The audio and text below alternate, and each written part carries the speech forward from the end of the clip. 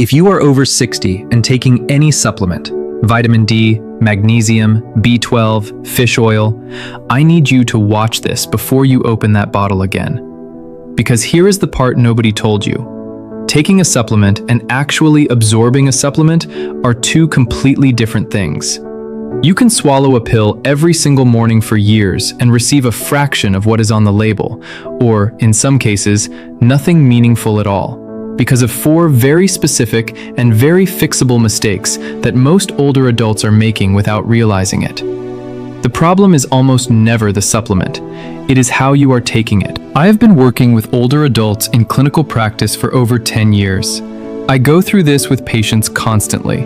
I look at the form, the timing, what they are taking it with. Almost every time I find at least one of these mistakes. Today, I am going through all four: vitamin D, magnesium, B12, and fish oil, and every claim is backed by a real published study with a PMID you can look up yourself. If you have found this channel and have not subscribed yet, please do that right now. 2 seconds. Thank you. Now, let us start with the one almost everyone gets wrong. Mistake 1, taking vitamin D2 instead of D3, or taking D3 without fat. This mistake has two parts, and both of them matter. First, the form. Walk into any pharmacy in America, Walgreens, CVS, Rite Aid, and you will find vitamin D supplements in two forms: D2, also called ergocalciferol, and D3, also called cholecalciferol. Most people grab whatever is cheapest or whatever their doctor prescribed without knowing there is a significant difference between them. A study published in the American Journal of Clinical Nutrition, PMID 15,531,486, compared the two forms in human subjects. Both produced similar rises in the first 3 days, but by day 14, D2 levels had fallen back to near baseline, while D3 levels continued to rise. The total exposure, measured as area under the curve, was 204.7 for D3 versus only 60.2 for D2. The researchers concluded that vitamin D2 potency is less than 1/3 that of D3. If you are taking D2, you are getting a fraction of what the label promises. Second part of this mistake, taking vitamin D3 on an empty stomach or with a fat-free meal. Vitamin D is fat-soluble. It requires dietary fat present in your digestive tract to be absorbed properly. A study published in the Journal of Bone and Mineral Research found that vitamin D3 taken with the largest meal of the day, typically the one with the most fat, produced significantly higher serum 25-OH-D levels compared to taking the same dose in a fasted state. Your morning coffee alone is not enough fat. Take it with breakfast or lunch. The fix: choose D3, cholecalciferol. Nature made D3 at Walmart, Kirkland D3 at Costco, Now Foods D3 at Whole Foods, all correct. Take it with a meal containing fat: eggs, avocado, olive oil. One label change, meaningfully better absorption. Mistake 2, taking magnesium oxide, the form your body barely absorbs. Magnesium is one of the most important minerals for adults over 60. It is involved in over 300 enzymatic reactions in the body: muscle function, blood sugar regulation, nerve signaling, sleep quality, and it is one of the most commonly deficient nutrients in older Americans. The problem is not that people are not taking magnesium. Many are. The problem is the form they are taking. The most widely sold magnesium supplement in American pharmacies is magnesium oxide, the cheap white tablet in the big bottle at Walmart and Target. It has a high elemental magnesium content on the label. It looks like a good deal, but a study published in Magnesium Research, a peer-reviewed journal, PMID 7,815,675, tested magnesium diglycinate against magnesium oxide directly and found that magnesium absorption from the glycinate chelate was substantially greater, particularly in subjects with any degree of absorption impairment.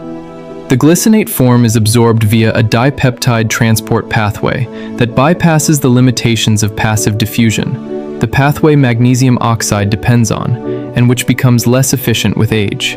The fix: switch to magnesium glycinate or magnesium citrate. Pure Encapsulations Magnesium Glycinate is widely available on Amazon and at Whole Foods. Doctor's Best High Absorption Magnesium Glycinate/Lysinate Chelate is sold at Walmart, Costco, and Target. Take 200 to 400 milligrams in the evening. Magnesium has a mild calming effect on the nervous system that supports sleep quality, making bedtime the ideal timing. Do not take it with calcium supplements at the same time. Calcium and magnesium compete for the same absorption pathway. Separate them by at least 2 hours. Mistake 3. Taking cyanocobalamin B12. While on a stomach acid medication, this is the mistake that affects the most seniors, and the most invisible one, because it involves a drug interaction almost no one warns patients about. Vitamin B12 absorption requires stomach acid. Specifically, it requires an enzyme called pepsin, produced in the stomach, to cleave B12 from the food protein it is bound to.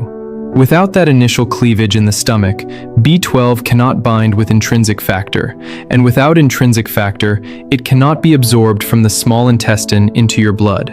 Now, how many seniors over 60 are taking a proton pump inhibitor, omeprazole, pantoprazole, esomeprazole, or an H2 blocker like famotidine for acid reflux?